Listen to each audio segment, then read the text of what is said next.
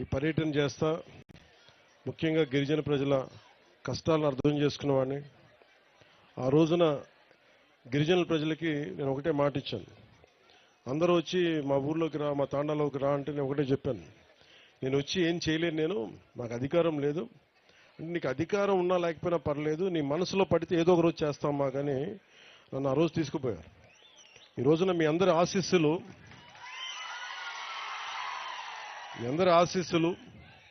మీ అందరి దీవెనలు, ఈ రోజున నేను కూడా ప్రభుత్వంలో భాగస్వామ్యం అయ్యాను. పవన్ కళ్యాణ్ ప్రభుత్వంలో భాగస్వామ్యం అవడం అంటే ఇక్కడున్న ఒక సగటు గిరిజన యువకుడు, గిరిజన యువతి భాగస్వామ్యం అయినట్టు.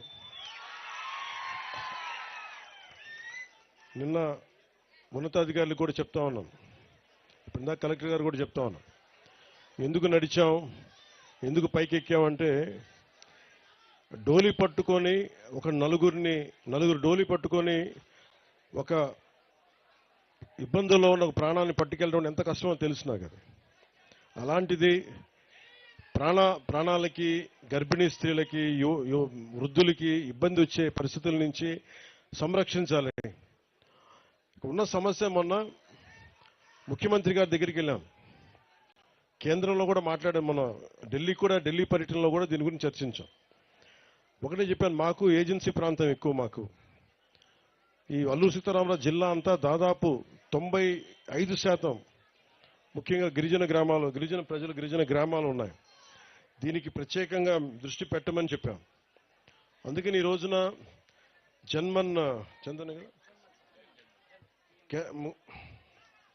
ప్రధానమంత్రి గారి పథకం, ప్రత్యేక కేంద్ర ప్రభుత్వం పథకం పిఎం జన్మన్ అని, ప్రధానమంత్రి జనజాతి ఆదివాసీ న్యాయ మహా అభియాన్ అని.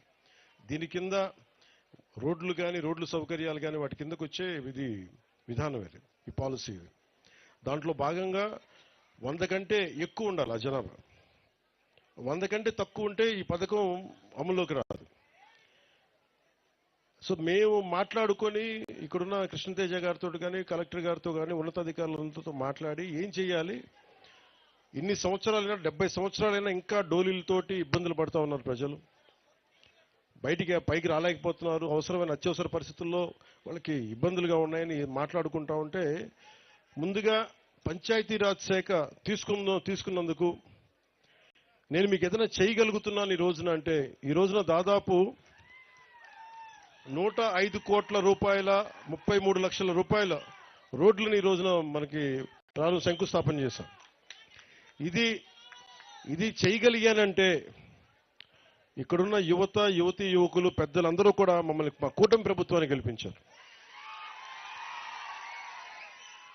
1 కాదు 2 కాదు మెజారిటీ. మీరు 164 సీట్లు ఇచ్చారు మాకు, 21 పార్లమెంట్ సీట్లు ఇచ్చారు. ముఖ్యంగా ఏజెన్సీ ప్రాంతంలో మనకి పార్లమెంట్ సీట్లు రాకపోయినా కానీ, ఇందాక జర్నలిస్ట్ సోదరులు అడుగుతా ఉన్నారు, మీరు ఇక్కడ గెలవలేదు కదా, మీ కూటమి ప్రభుత్వం ఈ నియోజకవర్గంలో లేదు, ఈ పార్లమెంట్ నియోజకవర్గం మీ కింద లేదు అన్నప్పటికీ నేను ఒకటే చెప్పాను, ప్రజలు మాకు ఓట్లు వేసినా వేగిపోయినా మేము మీకోసం పనిచేస్తాం. అది ఇప్పుడు మీరు ఓట్ల కోసం మేము చేయలేం.